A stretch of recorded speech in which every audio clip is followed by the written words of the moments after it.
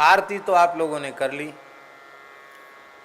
कल तो ठीक से नहीं हो पाई आरती, कल तो थोड़ी चर्चा ही हुई, 3 दिन में आरती भई। अब आरती की फलश्रुति क्या है? फलश्रुति जानते ना, महात्म्य। वैसे संक्षिप्त महात्म्य तो बता दिया कि ये नाश हो जाएगा, भ्रम तम संशय सब खत्म हो जाएगा, भव वासना का बीज नष्ट हो जाएगा, ऐसी आरती जो करेगा वही भव सागर से तर जाएगा। अब विशेष फलश्रुति बताई जा रही है। ऐसी आरती उतारने वाले को क्या मिलेगा? एक भाव तो ये है।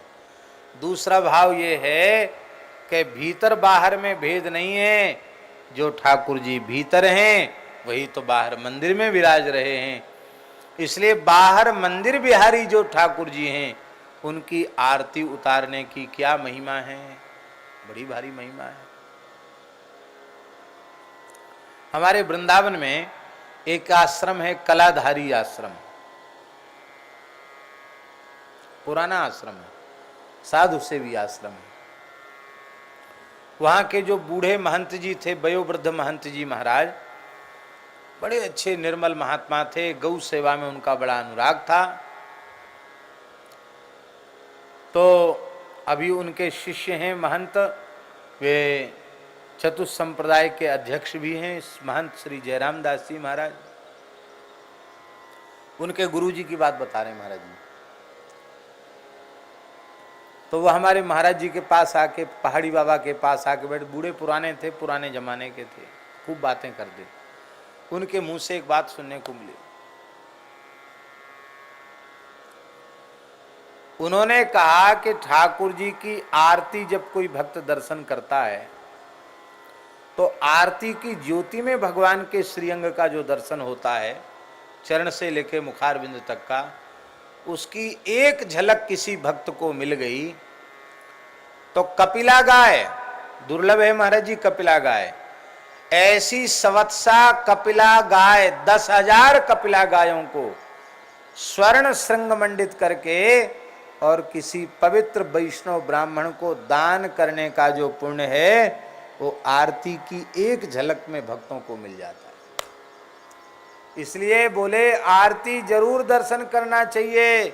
पर वे महंत जी कहते थे आज के अभागे ऐसे हैं, अपने को महात्मा मानते हैं तो स्थान में आरती हो रही है, आरती में नहीं जाएंगे, आरती में खड़े नहीं होते हैं। आरती में खड़े होने की बड़ी महिमा है, बड़ी भारी महिमा है। अब महिमा का वर्णन किया जा रहा है। आरती जरूर उतारो, रोज उतारो, गौ माता की आरती उतारो, भगवान की उतारो। हरति सब आरती,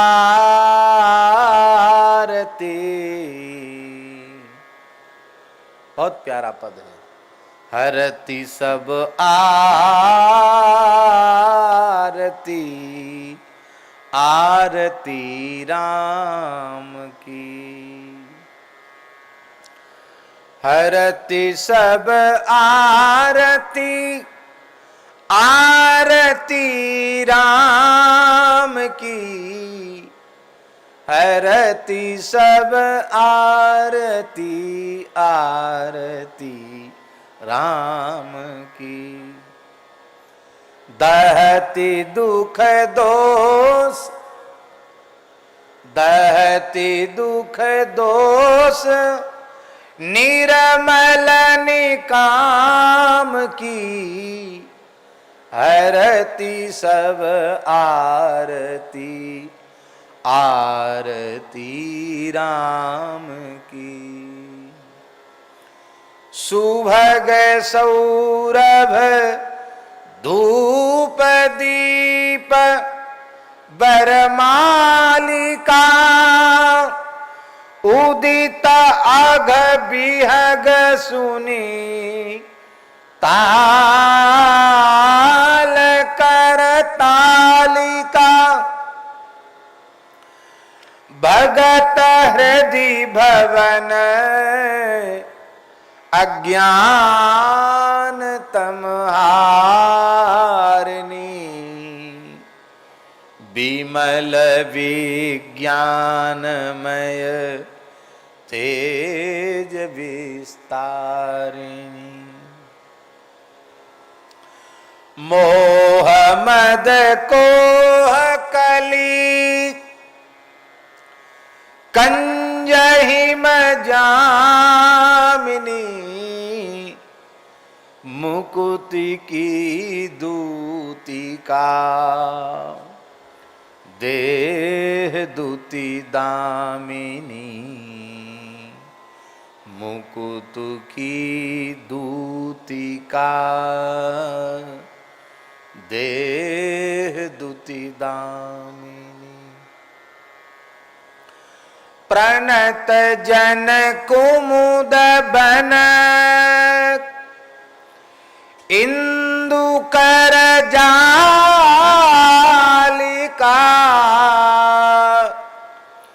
तुलसी अभिमान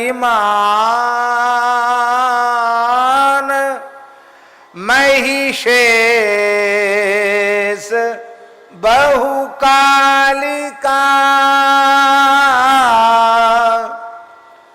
तुलसी अभिमान महिषेश बहु कालिका हरति सब आरती आरती राम की हरति सब आरती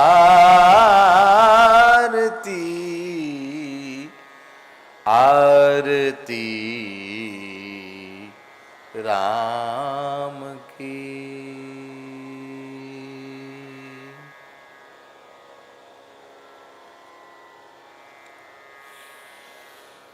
अब फिर कहेंगे तो लोग कहेंगे पहले सरलार्थ फिर भावार्थ फिर विशेषार्थ, चलो, लेकिन ये कहे बिना स्पष्ट कैसे होगा?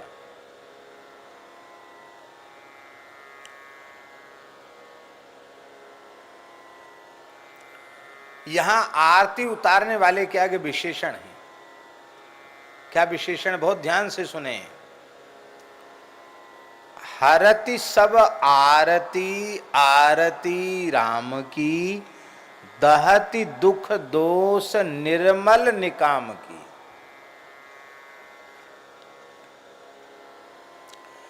निर्मल और निकाम,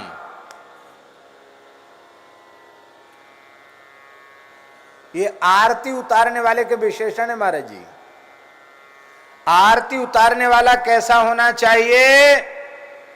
निर्मल होना चाहिए।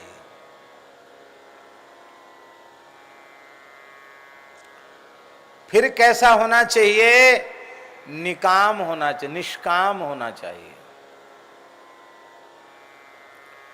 गोस्वामी तुलसीदास जी महाराज जिस प्रेममयी आरती का वर्णन कर रहे हैं, जिस तत्व रूपी आरती का, भक्ति रूपी ज्ञान रूपी आरती का वर्णन कर रहे हैं, उसको उतारने वाला मलिन नहीं हो सकता है, कामना वासना युक्त नहीं हो सकता, निर्मल और निष्काम होना चाहिए।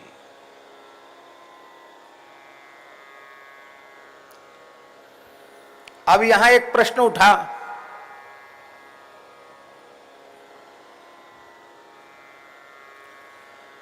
कि आरती आरती का हरण करे। आरती माने दुख कष्ट का हरण करे। किसका? जो मलिन हृदय का है और जो कामना युक्त है। जो मलिन हृदय का है, निर्मल मन वाला नहीं है, और कामना की कीच से सना हुआ जिसका चित्त है, ऐसे की आरती को, दुख को, कष्ट को आरती दूर करे, तब तो विशेषता हुई। और जो पहले से ही निर्मल है और निष्काम है, उसकी आरती करने का क्या मतलब है? वो आरती करेगा क्या मतलब? उसको क्या लाभ मिला? निर्मल और निष्काम की सब आरती को, कष्ट को, दुख को दूर करने वाली ये आरती है। इसका अर्थ है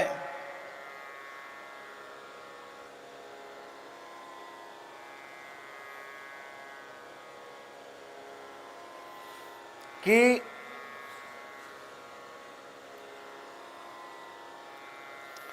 साधन करते करते भगवत कृपा से जो अत्यंत निर्मल और निष्काम हो गए हैं, उनमें भी कई बार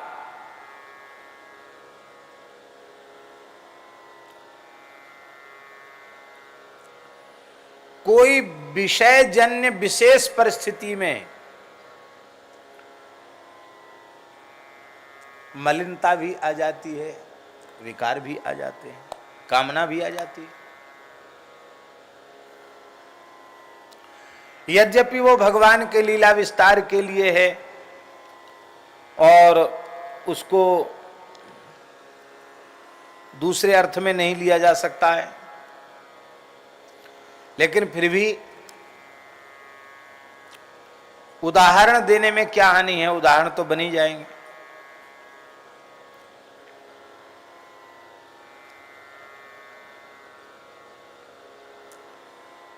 श्री नारद जी सर्वथा निर्मल और निष्काम हैं। केवल एक उदाहरण मात्र दे रहे हैं। भक्ति के आचार्य हैं श्री नारद जी, 12 महाभागवतों में एक हैं, उनमें कोई दोष नहीं है, पर हमारे जैसे जीवों को सिखाने के लिए वे नाटक कर रहे हैं, लीला कर रहे हैं। उस लीला में ये बात समझ में आती कि नहीं, नारद जी बिल्कुल निर्मल निष्काम हैं, पर नारद जी की तपस्या को देख करके इंद्र को भय हुआ। इंद्र ने कामदेव अप्सराओं को भेजा और नाचता कूदता कामदेव अप्सराओं के साथ थक गया। नारद जी के चित्त पर उसका कोई प्रभाव नहीं हुआ। अंत में वो थर थर कांपने लग गया, नारद जी के चरणों में पड़ गया। नारद जी के मन में कुछ ये भी नहीं आया कि हमने काम जीत लिया। नारद जी ने कहा कोई बात नहीं, जाओ, क्षमा भी कर दिया। लेकिन जिता काम अहमिति मन माही, मैंने काम को जीत लिया। शंकर जी ने काम को जला दिया, पर क्रोध को तो नहीं जीत पाए। क्रोध आया तब न जलाया, बिना क्रोध के कोई कैसे जलाएगा। देखो इस दास ने काम भी जीत लिया, क्रोध भी जीत लिया, वाह वाह, मैं तो निर्मल हो गया, सुंदर हो गया। ये नारद जी में नहीं है, हम लोगों में ऐसा हो जाता। हम लोगों को सिखाने के लिए सब हो रहा है। चले गए, सबसे पहले शंकर जी के पास गए, उन्होंने काम जलाया ना, उनके पास गए। आइए आइए नारद जी, आइए विराजिए, कहिए कोई नई बात, नई खबर। अरे हमारे महाराज क्या बता मैं, आपकी कृपा, हम तपस्या करने लग गए थे तो आपको तो सांप एक जगह बैठते नहीं, बोले सुमृत हरि सांप गति बाधी। भगवान का स्मरण करते करते सांप की गति बाधित हो गई, इसलिए समाधि लग गई। इंद्र को भय हो गया, अप्सरा भेजी और कोई महाराज दाल नहीं गली काम की। शंकर जी मुस्कुराए, हंसे, बोले महाराज आप जैसे संतों के ऊपर भला कामदेव का क्या प्रभाव हो सकता है, इसमें क्या। अरे आश्चर्य महाराज, आश्चर्य इसमें नहीं है, बड़ा आश्चर्य है। काम को तो आपने भी जीत लिया, जीता क्या, जला ही दिया। पर क्षमा करना छोटे मुनिवर, क्रोध तो आपको आया, क्रोध न होता तो आप जलाते ही कैसे। शंकर जी हंसकर बोले हाँ हाँ हाँ हाँ, बिल्कुल ठीक कहते हो, क्रोध तो हमको आया तभी हमने जलाया। आप जैसे महात्मा, आप जैसे तो आप ही हैं। और देखो हमसे ये बात कही सो कही, अपने पिता ब्रह्मा जी से ये बात बिल्कुल मत कहना। नारद जी वहाँ से चले हुए, हम पिताजी से क्यों ना कहेंगे, बेटा कोई बड़ा काम करके आवे बाप से न बोले, कैसे संभव है। ब्रह्मा जी से भी कहा महाराज आप भी कई बार चक्कर में फंस गए हो काम के, देखो आपकी कृपा। ब्रह्मा जी ने भी कहा कि कोई बात नहीं, भगवान की कृपा से हो गया, मन में ही रखो, ज़्यादा प्रचार मत करो इस बात का। क्यों ना करें प्रचार, मन से ही बोले। वैकुंठ चले गए मना करते हुए। भगवान बोले आपके जैसे संत के स्मरण से काम नष्ट हो जाते हैं, आपने काम जीत लिया, कौन सी बड़ी बात हो गई। देखो प्रातःकाल उठकर इतने महापुरुषों का नाम लेने से काम नष्ट हो जाता है। सनत कुमारो देवर्षि शुक भीष्म प्लवंगमान पंचैतान स्मरते नित्यम काम बाधा निवर्तते। शास्त्रों में लिखा है। सनत कुमार जी, सनत कुमारो देवर्षि, सनत कुमार सनकादिक भगवान, देवर्षि नारद जी, सुखदेव जी महाराज, भीष्म जी महाराज और प्लवंगम माने श्री हनुमान जी महाराज, इन 5 महानुभावों का नाम प्रातः काल लेने से काम नष्ट होता है। तो भगवान ने ठीक ही कहा कि तुमरे सुमरण ते मुटहि, तुम्हारे स्मरण से मोह मार मद मान सब मिट जाते हैं, तो इसमें कौन सा आश्चर्य है।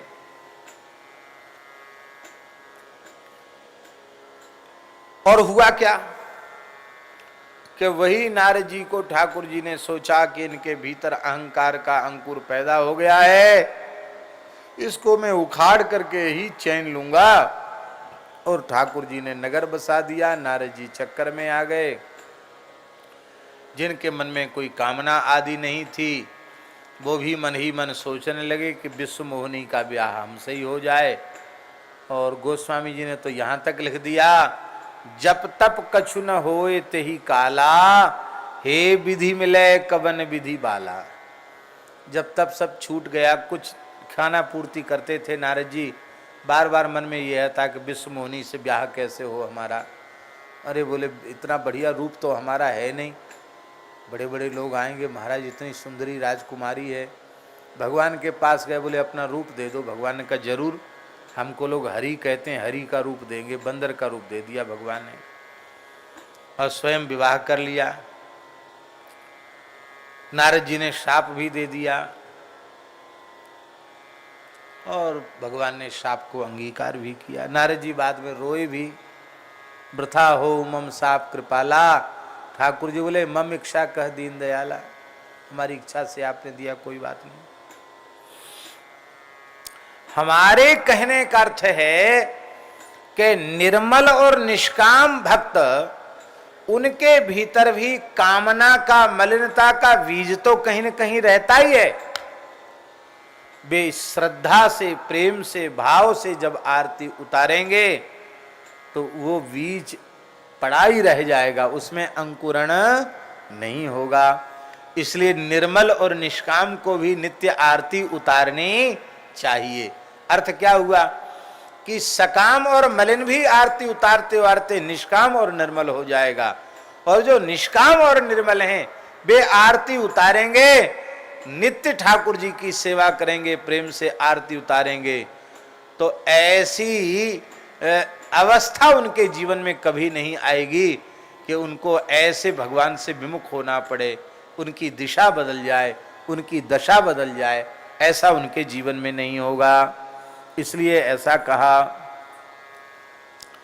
इसलिए आरती हरति सब आरती, संपूर्ण प्रकार की आरती माने कष्ट को, दुखों को हरण करने वाली राम जी की आरती सारे दुखों का, दोषों का दहन कर देती है, जलाकर भस्म कर देती है और निर्मल और निष्काम बना देती है। अथवा निर्मल और निष्काम भक्त जब आरती करते हैं तो उनके समस्त क्लेश दुख समाप्त हो जाते हैं। सुंदर सुगंधित धूप, दीपों की सुंदर पंक्ति, इससे जगमगा जाता है मंदिर। और जब वह आरती में ताली बजाता है, आरती के समय ध्यान से सुने, आरती के समय जब घड़ी घंट बजें तो खाली खड़े नहीं होना चाहिए। आपके पास घड़ी घंट नहीं है, शंख आदि वाद्य नहीं है, आप खड़े हैं तो भी ताली बजाओ। पर एक प्रार्थना हमारी जरूर है, स्वर में ताली बजाओ। कोई लोग बड़े बेसुरे ताली बजाते हैं तो सब काम बिगड़ जाता है। हमारे खाक चौक में महाराज जी, खाक चौक की आरती प्रसिद्ध थी, अब तो वैसी आरती नहीं होती है। पूज्य श्री महाराज जी इतना, वो तो संगीत के मर्मज्ञ भी थे, खाक चौक की आरती इतने ताल स्वर में होती थी किसी साधु ने, विद्यार्थी ने थोड़ा स्वर में ताल में गड़बड़ी कर दी, फिर उसकी खैर नहीं, उत्तर दे दिया तो आसन उठा के ही जाना पड़ेगा, और नहीं तो बहुत फटकारते थे, फिर सिखाते थे ऐसे बजाओ। घड़ी में क्या बजाओ? जय जय सिया राम, जय जय सिया राम, जय जय सिया राम, जय जय सिया राम, जय जय सिया राम, ऐसे बजा। घंट में क्या? हर हर हर हर हर हर हर हर, ऐसे सबके अलग अलग। विजय घंट जगन्नाथ जगन्नाथ जगन्नाथ जगन्नाथ, जय जय जगन्नाथ, जय जय जगन्नाथ जगन्नाथ, सब अलग अलग बताते थे।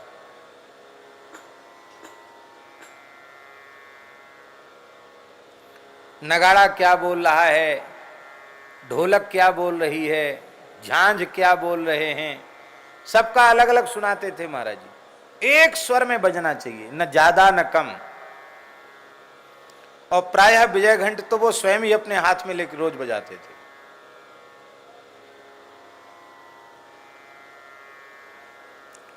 शंख भी बेसुरा नहीं बजना चाहिए, ऐसा स्वर में मिलकर के शंख बजे।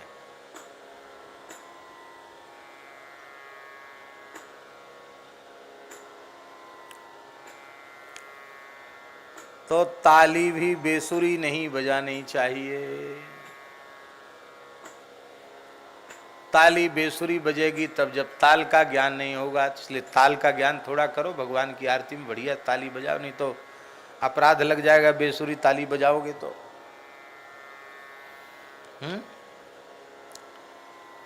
तो जब झांझ, करताल, मृदंग, ढोल, नगाड़ा ये सब आरती में बजते हैं और आरती में खड़े होकर हम ताली बजाते हैं, तो गोस्वामी जी कहते पाप रूपी पक्षी देह रूपी वृक्ष पर बैठे हैं, वो उड़ जाते हैं। राम कथा सुंदर करतारी, संशय बिहग उड़ावन हारी। ताली बजने से जैसे पक्षी उड़ जाते हैं, इस देह पर पाप रूपी पक्षी फिर रहते नहीं, चले जाते हैं। आरती में ताली बजाओ।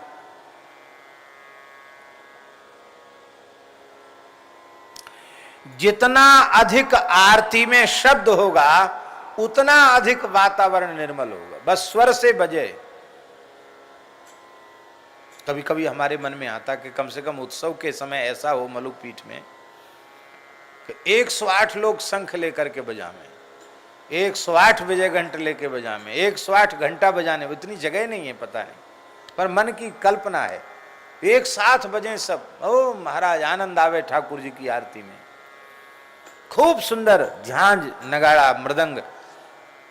जगन्नाथ जी जब रथ यात्रा में विराजते हैं, आहा, जगन्नाथ जी के सेवक विप्र जब विजय घंट एक स्वर में बजाते हैं, सैकड़ों विजय घंट एक स्वर में बजाते हैं, और जगन्नाथ जी उन्हीं विजय घंट के स्वर में जब चलते हैं, धीरे धीरे मस्ती की चाल से अपने रथ पर विराजते हैं। जब रथ चलता है उस समय महाराज रोम रोम खिल उठता है। ऐसे लगता है साक्षात जगन्नाथ प्रभु पधार रहे हैं। कौन ऐसा है हृदय जिसका द्रवित न हो जाए, आंख न भरावे, ऐसा जगन्नाथ जी का दर्शन।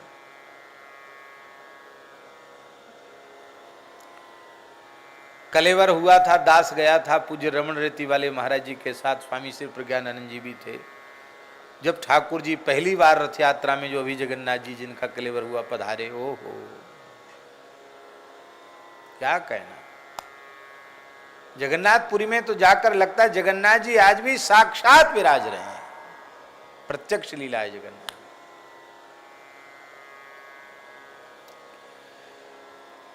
तो क्या होगा? भक्त के हृदय रूपी मंदिर का अंधकार नष्ट हो जाएगा, निर्मल विज्ञान प्रकाश से परिपूरित हो जाएगा। मोह, मद, क्रोध और कली, कलह, इन सब का नाश हो जाएगा। यही कमल के समान है, इनको हमने अपने भीतर खिला रखा है। और ये आरती जैसे कमल वन में जब पाला पड़ता है, हिमपात होता है, तो सरोवरों में खिले कमल नष्ट हो जाते हैं।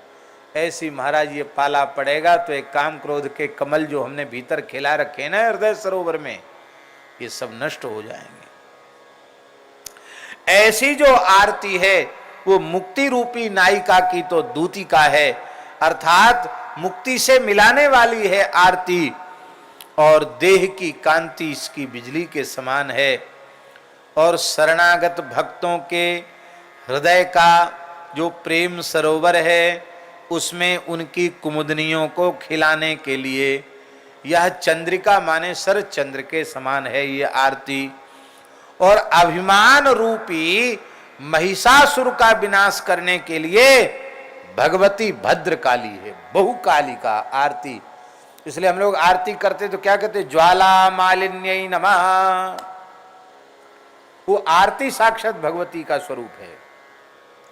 अब देखो 10 वर्तिका कहा, ये भाव आज हमारे मन में आया है। यहां कालिका कहा आरती को, मोह रूपी अभिमान रूपी महिषासुर को नष्ट करने वाली कालिका आरती को कहा। और भगवती भद्रकाली का जो ध्यान है दुर्गा सप्तशती में वो क्या है, बोलो हैं, जोर से बोलो ना। खड्गम चक्र गदे सुचाप परिघान शूलम भुषुंडीम शिरः शंखम संदधतीम करैस्त्रिनयनाम सर्वांग भूषावृताम नीलास्मद्युतिमास्य पाददशकाम सेवे महाकालिकाम यामस्तौत् स्वपिते हरौ कमलजो हंतुम मधुम। यही है ना। यहां पूरा अर्थ हमको नहीं करना। आस्य पाद दशकाम, भगवती भद्रकाली के मुख कितने हैं, 10। चरण भी 10 हैं, मुख भी 10 हैं। आस्य पाद दशकाम। और तुलसीदास जी आरती उतार रहे हैं वो कितने की, 10 बत्ती। मानो हमारे श्री रघुनाथ जी की आरती भद्रकाली ही अपने 10 बत्ती माने 10 मुखों से आरती उतार रही हैं। और इस आरती का दर्शन करने से क्या होगा, बोले ये कालिका रूपी आरती की ज्योति अभिमान रूपी महिषासुर को भस्म कर देगी। और अभिमान रूपी महिषासुर जब नष्ट हो जाएगा तो कबीर दास जी की बात आ जाएगी, जब मैं था तब हरि नहीं, अब हरि हैं मैं नाही। भगवान आ जाएंगे तो मैं नहीं रहेगा, और मैं रहेगा तो भगवान नहीं रहेंगे। अब हरि हैं मैं नहीं। जब मैं था तब हरि नहीं, और अब हरि हैं मैं नहीं। क्यों, बोले प्रेम गली अति सांकरी या में द्वय न समाए। दो रहते ही नहीं, एक हो जाते हैं। बोलो भक्त वत्सल भगवान की जय। अब देखो पहली जो आरती गाई गई वो मानसी पूजा परक है। मानसी पूजा बहिरंग पूजा से कई गुनी श्रेष्ठ मानी गई है, किंतु मानसी पूजा ज्ञानियों के लिए है, विवेक संपन्न लोगों के लिए है, जिनका चित्त समाहित हो चुका है उनके लिए है। हमारे जैसे जो अधकचरे लोग हैं ऐसे लोगों के लिए नहीं है। ऐसे लोगों के लिए तो ठाकुर जी की प्रकट सेवा, प्रकट आरती ही श्रेष्ठ है। अब हम नहीं कर सकते तो क्या करें, कम से कम सामने आरती हो रही है उस आरती में तो दर्शन कर लें। तो पहले मानस पूजा का विधान कर दिया, और मानो अब इस पद के द्वारा गोस्वामी जी प्रकट में आरती का विधान कर रहे हैं। इसके द्वारा गोस्वामी तुलसीदास जी प्रकट में आरती का विधान कर रहे हैं। ये दोष और दुख का हरण करने वाली आरती है। दोष और दुख है क्या, बहुत ध्यान से सुने।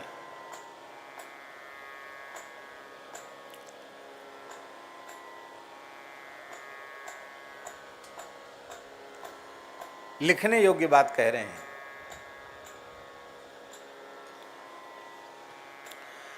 अज्ञान से उत्पन्न जो मानसिक भाव है, जिसकी प्रेरणा से मनुष्य दुष्कर्मों में प्रवृत्त हो जाता है, उसे शास्त्र के अनुसार दोष कहा गया। फिर से सुन लो, अज्ञान के कारण जो दूषित भाव मन में उत्पन्न होता है और उस दूषित भाव से मनुष्य निषिद्ध कर्मों में प्रवृत्त होता है, दुष्कर्मों में प्रवृत्त होता है, उसी कर्म को दोष कहते हैं शास्त्र के अनुसार। और दुख क्या है? बोले इस दोष को ही पाप कहते हैं और इस दोष का, पाप का परिणाम ही दुख है। हमारे जीवन में जो दुख आता है वो हमारे पाप का ही परिणाम है। को न काहू सुख दुख कर दाता, निज कृत कर्म भोग सब भ्राता। अपना ही किया हुआ सब भोगते हैं। अब दुख क्या है? दुख है जन्म मरण, जन्मत मरत दुसह दुख होई, ये दुख है। और क्या दुख है? नहीं दरिद्र सम दुख जग माई, दरिद्रता दुख है। आशा ही परमम दुखम, नैरास्यम परमम सुखम। पिंगला नाम की जनकपुर की वेश्या कह रही है, आशा परम दुख है और नैरास्यम परमम सुखम, विषय की आशा का त्याग करना यही परम सुख है। तो आरती दोष और दुख इन दोनों का नाश कर देती है। अर्थात भगवान की आरती आप श्रद्धा पूर्वक आरती में खड़े होंगे तो आपके दोष की निवृत्ति तो हो जाएगी, आपका मानसिक भाव पवित्र हो जाएगा, अधर्म में दुष्कर्म में आपकी प्रवृत्ति ही नहीं रह जाएगी। और जब पाप ही नहीं रहेगा तो दुख भी आपके जीवन में नहीं आएगा। अब यहां एक प्रश्न उठ सकता है, मान लो कथनचित किसी व्यक्ति का जीवन ऐसा दिखाई पड़ रहा है कि उसके जीवन में इन सब की बड़ी निष्ठा है, प्रत्यक्ष जीवन में कोई पाप आदि अधर्म का आचरण नहीं दिखाई पड़ता है, फिर भी उसे दुख क्लेश कष्ट भोगना पड़ रहा है, तो वह उसके जन्मांतरीय दुष्कर्मों का परिणाम समझना चाहिए। ये नहीं कहना चाहिए बताओ ये आदमी तो इतना भजन करता है, इतनी पाठ पूजा करता है, इसके साथ ऐसा क्यों? ऐसा नहीं कहना चाहिए। वो जन्मांतरीय, अब उन जन्मांतरीय दोषों की, पापों की निवृत्ति भी इसी साधन से होगी। इसलिए संपूर्ण दोष और दुखों का हरण करने वाली प्रभु की आरती कही गई है। अर्थात दोष जो है वो कारण है और दुख जो है वो कार्य है। तो हमारे यहां सिद्धांत है कारणा भावे कार्याभावा, कारण का अभाव होने से कार्य का अभाव हो जाएगा। दोष ही नहीं रहेगा तो दुख कहां से आएगा? नहीं आएगा दुख।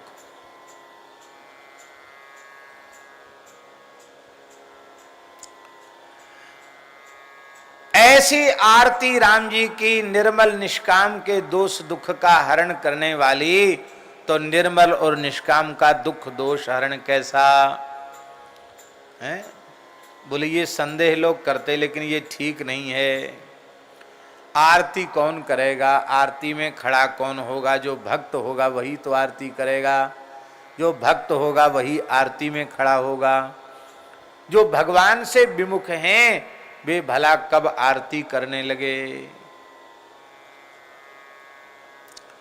भगत हृदय भवन अज्ञान तमहारिणी, इसी पद में कहते हैं भक्तों के हृदय रूपी भवन के अज्ञान तम का, अंधकार का हरण करने वाली आरती है। इसका मतलब भक्तों का ही वो विशेष लाभ प्रदान करती भक्तों को।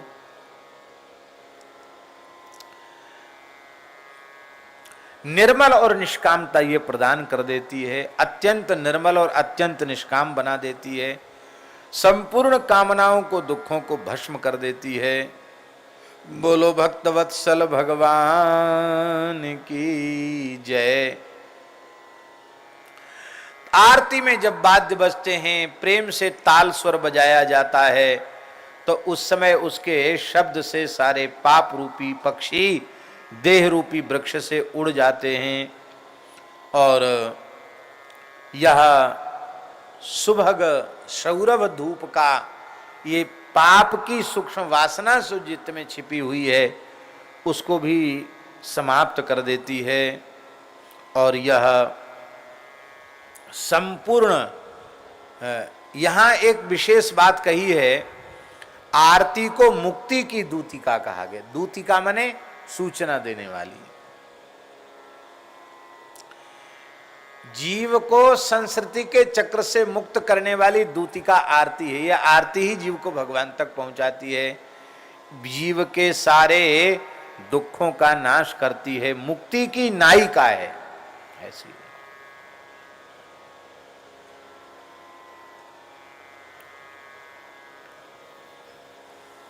बोलो मुक्ति रूपी दूतिका नायिका, यह सब उससे प्राप्त हो जाता है। अभिमान को महिषासुर क्यों कहा गया?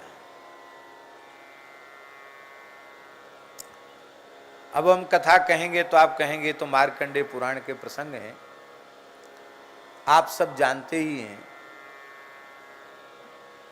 कि महिषासुर के आतंक से देवता इतने भयभीत थे कि ब्रह्मा जी, शंकर जी, विष्णु भगवान और समस्त देवता, लोकपाल, दिक्पाल, इंद्र, सब पंचायत, सबने एक साथ बैठकर पंचायत की कि ये महिषासुर तो इतना बलवान है, इतना तेजस्वी है कि इस पर हमारा वश नहीं चल रहा है, क्या करें। सबने कहा महाराज ऐसा किया उसने, ऐसा किया उसने, ऐसा किया, उसके अपराधों का वर्णन किया तो महाराज सबको क्रोध आया, सबको क्रोध आया। तो सबके शरीर से तेज निकला। एकस्था तदभून नारी व्याप्त लोकत्रयम तृषा। एक देवी प्रकट हो गई जिसकी कांति से तीनों लोक व्याप्त हो गए। अब किससे क्या प्रकट हुआ वो सब वर्णन है। और इसके बाद उसने उस भगवती ने, महिषासुर मर्दनी भगवती ने महिषासुर का मर्दन किया। इसका आशय क्या हुआ? आशय इसका यही है कि थोड़ी थोड़ी साधनों की शक्ति लगाकर इस अभिमान रूपी महिषासुर का वध नहीं किया जा सकता। जीव समस्त प्रकार के साधनों की संपूर्ण शक्ति लगा करके एक साथ इस पर हमला करे तो इसका वध होगा, नहीं तो इसका वध होगा नहीं। इसलिए महिषासुर इसको कहा गया।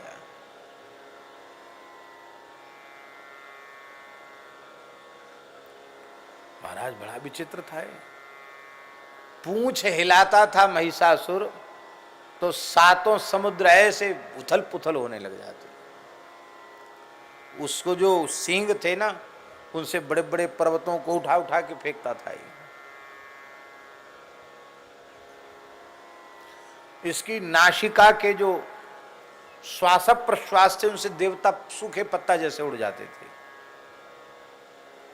हाहाकार मचा दिया महाराज महिषासुर ने भी। भगवती ने क्या कहा? गर्ज गर्ज क्षणम मूढ़ मधु यावत पिबाम्य हम मया त्वयि हते त्रैव गर्जिष्यन्त्यन्त देवता।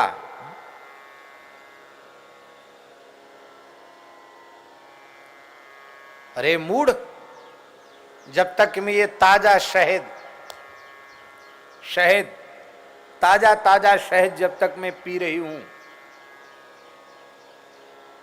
तब तक तू गर्ज ले जितना तुझे गर्जना हो। और अभी देवता हाहाकार कर रहे हैं, तू मर जाएगा तो देवता जय जयकार करेंगे, तेरे असुर हाहाकार करेंगे। भगवती ने वध किया। ये भगवती कौन है? बोले ये 10 बत्ती की आरती ही भगवती है और मोह अहंकार रूपी महिषासुर को ये मिटा देगी। इसका मतलब है आरती में हमें बहुत दैन्य भाव से भर करके खड़ा होना चाहिए। जितनी दीनता के भाव में आरती में आप भरेंगे, आपके अहंकार का, अहंकार रूपी महिषासुर का उतना अधिक विनाश हो जाएगा। अब देखो, इस आरती में संपूर्ण भक्ति आ जाती है। पूरी की पूरी नवधा भक्ति ठाकुर जी की आरती में आ जाती है। अब देखो, हरति सब आरती, इसमें दास्य भाव आ जाता। समस्त दासों के आरती को, दुख को हरण करती है। तो स्वामी सेवक भाव आ गया, दास्य भक्ति आ गई इसमें। दहति दुख दोष, इसमें श्रवण भक्ति आ गई। क्योंकि जब व्यक्ति भगवान के मंगलमय चरित्रों को सुनता है और कर्ण रंध्र से भगवान के चरित्र भीतर जाते हैं, तो प्रविष्ट कर्ण रंध्रेण स्वानाम भाव सरोरुहम धुनोति शमलम कृष्ण सलिलस्य यथा शरत। भागवत जी में लिखा है, शृण्वताम स्वकथां कृष्ण पुण्यश्रवण कीर्तन हृदयंतस्थो यवद्राणी विधुनोति श्रुत सताम। तो हरत दुख दोष, इस दुख दोष के कहने में श्रवण भक्ति आ जाती है। और सुभग सौरभ धूप, ये कहने में कीर्तन भक्ति आ जाती है। क्योंकि जैसे धूप की सुगंध चारों ओर व्याप्त होती है, ऐसी आरती में जब भक्त प्रेम से नाच नाच करके कीर्तन करते। हाँ हमारे जी, आरती में नाचने की भी बड़ी महिमा है। आरती का एक अंग नृत्य है।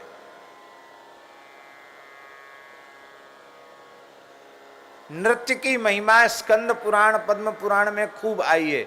कुछ श्लोक हमने लिखे हैं, आज डायरी हमारी सामने नहीं है। नृत्य की बड़ी भारी महिमा। तो जैसे धूप की सुवास चारों ओर दसों दिशाओं में व्याप्त होती है, ऐसी आरती में कीर्तन करते हैं भक्त और झांझ खोल करताल बजा करके नाचते हैं। तो ये नाचना, गाना, कीर्तन करना, ये कौन सी भक्ति हुई? आरती में दास्य भक्ति हो गई, कीर्तन भक्ति हो गई, श्रवण भक्ति हो गई, और भगत हृदय भवन, ये बात इस आरती में कही गई। ये क्या है? भक्तों के हृदय रूपी भवन में ये आरती हो रही है। इससे स्मरण भक्ति हो गई। हृदय से ही तो भक्त स्मरण करते हैं, तो स्मरण भक्ति हो गई। क्योंकि जब उसने भीतर से भगवान को याद किया, तो जो स्वरूप की विस्मृति हो गई है, वो पुनः स्वरूप की स्मृति हो गई।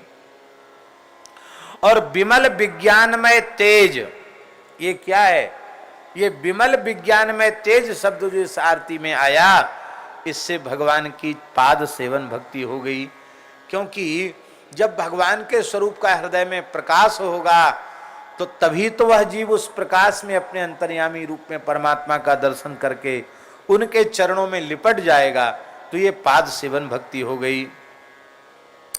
और मोह मद कोह आदि विकार नष्ट होंगे, तो ये अर्चन भक्ति हो गई। क्योंकि अंतःकरण शुद्ध के बिना अर्चन नहीं होगा। और मुक्ति की दूतिका इस पद में कहा गया, आरती को मुक्ति की दूतिका, ये कह करके बंधन भक्ति हो गई।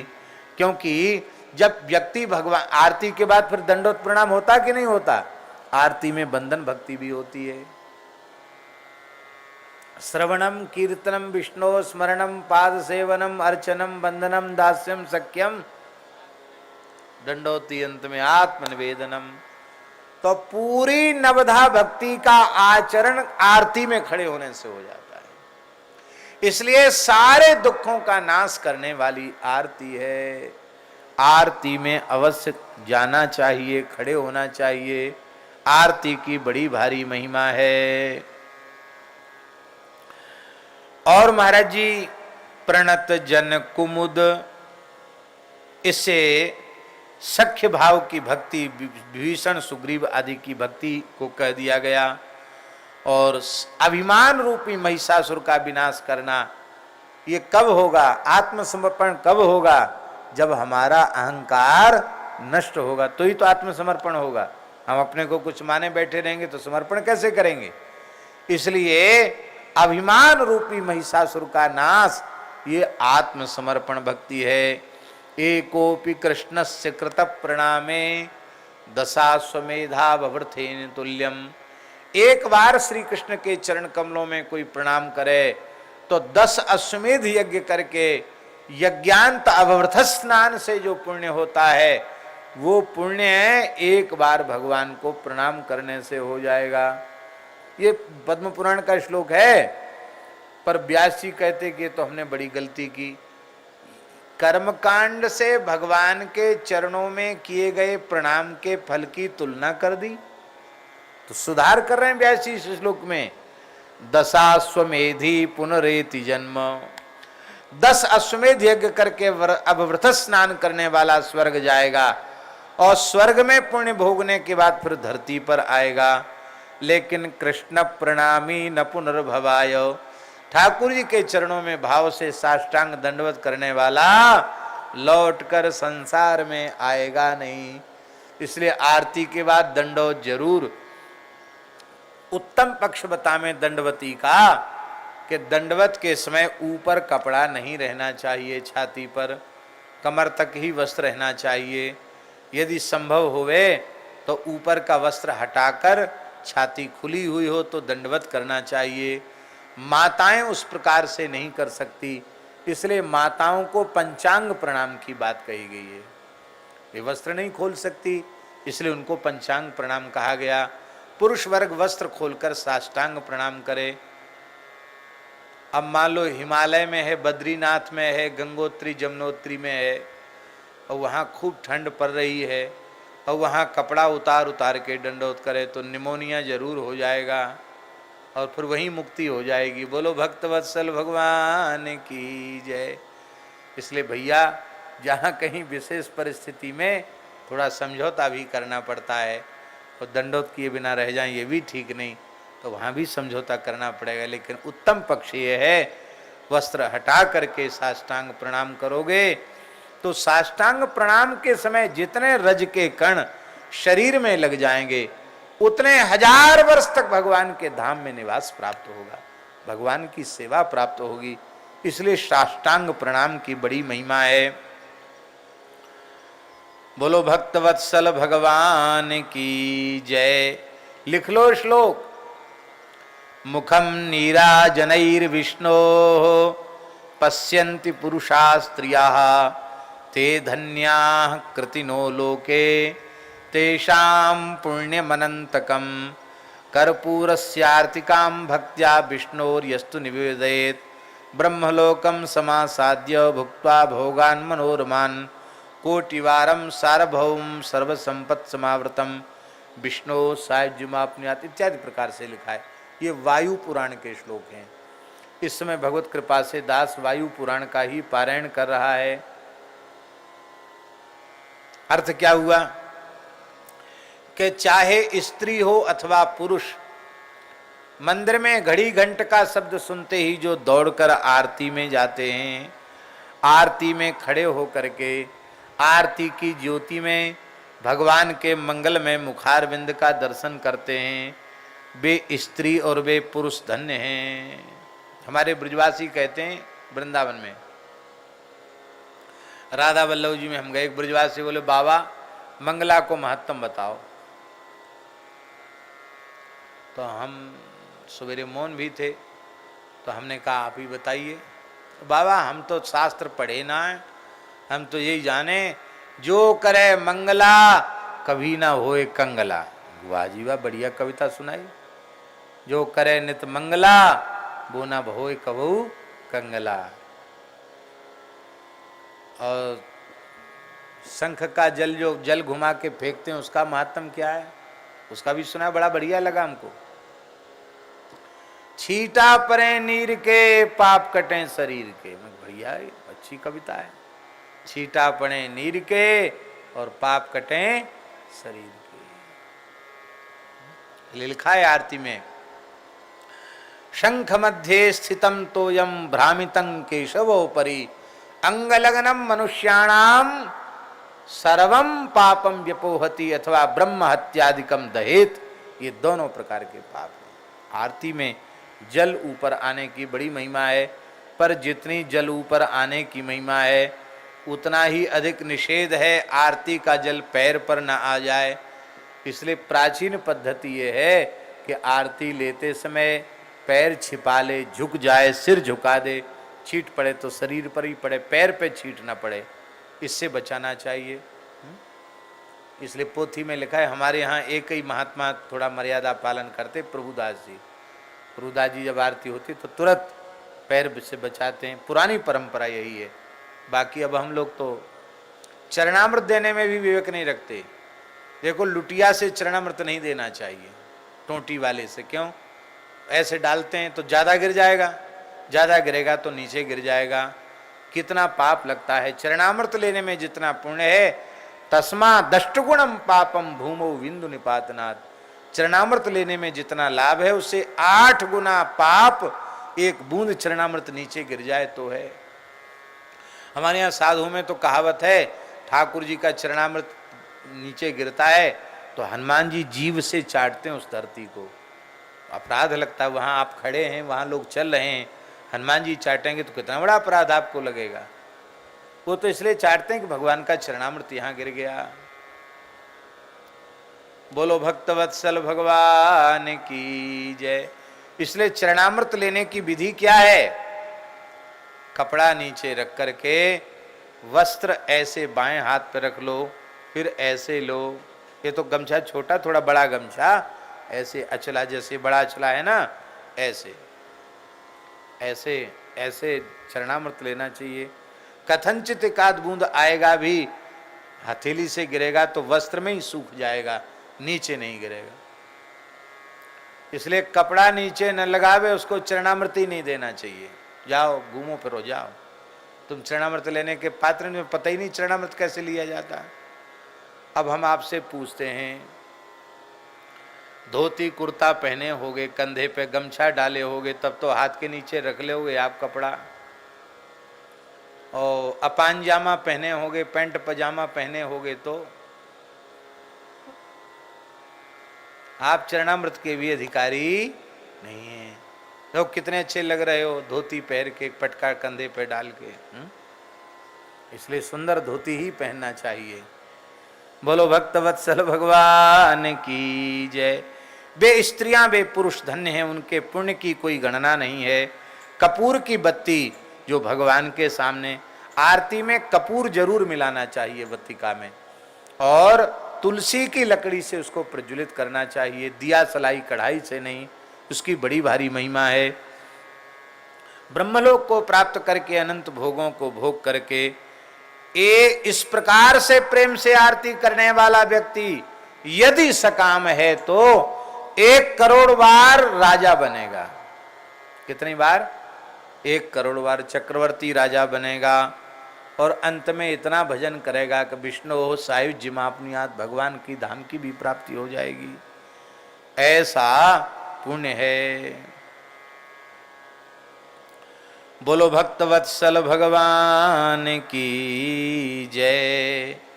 यहीं 1 बज गया है, इसलिए अब यहीं कथा की पूर्णता होती है। कल कसर रह गई थी, आज भी थोड़ा देर से शुरू हुआ, लेकिन आज संतोष हो गया, ये आरती हमने पूरी कर दी। अब कल के लिए विशेषार्थ नहीं छोड़ा। और अब कल जो पद आएगा, पद संख्या 49, ये तो महाराज जी बड़ा अद्भुत पद है। इस पद का तो इतना सुंदर पद है महाराज जी कि इस पद को तो हम आपको सबको रोज कीर्तन करना चाहिए। ये कीर्तन का पद है, और इस कीर्तन के पद को गोस्वामी तुलसीदास जी ने बड़े सुंदर राग में लिखा है। इस राग का नाम है हरिशंकरी। क्या नाम है? हरिशंकरी राग। और हरिशंकरी राग में और हरिशंकर दोनों का एक पद के दो चरणों में भगवान का स्मरण, दो चरणों में उनके परम प्यारे भक्त भगवान शिव का स्मरण। बड़ा अद्भुत है महाराज जी, कल हम चर्चा करेंगे। देव दनुज बन गहन दहन गुण गहन गोविंद आनंदादि आनंद दाता विनाशी शंभु शिव रुद्र शंकर भयंकर भीम घोर तेजायतन क्रोध राशि। अब देखो पद के दो चरणों में भगवान श्री कृष्ण का स्मरण है, नंदादि गोपों का स्मरण है, ठाकुर जी का स्मरण है, और दूसरे पद में भगवान शिव के अनेक नामों का स्मरण है। एक एक नाम में उनका एक एक चरित्र है। और इस पद की व्याख्या करें तो चातुर्मास्य तो इसी पद की व्याख्या में पूरा हो जाएगा, क्योंकि एक एक नाम के पीछे एक एक चरित्र है, कथा है। लेकिन हम भगवत कृपा से प्रयास करेंगे, यद्यपि पद बड़ा है, कि कल ही हम इसको पूर्ण करें। बोलो भक्तवत्सल भगवान की जय। श्री राम जय राम, जय जय राम।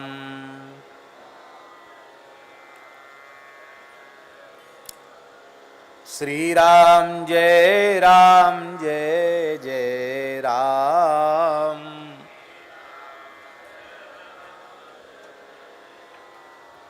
श्री राम जय राम, जय जय राम। श्री राम